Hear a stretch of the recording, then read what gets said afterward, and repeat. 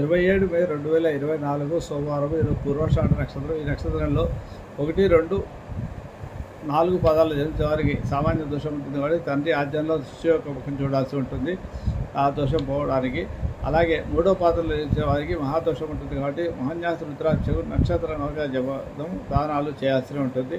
ఈ నక్షత్రంలో పుట్టిన పురుషుడు ధార్మికుడు, విశ్వాసపాత్రుడు, అలాగే మంచి అందగాడు, అభిమానవంతుడు, గో సంరక్షకుడు అవుతాడు. స్త్రీ జన్మించే బంధువులను ఆదరించినది, బలవంతురాలు, ఆరోగ్యవంతురాలు, విశాల నేత్రాలు కలిగి అవుతుంది.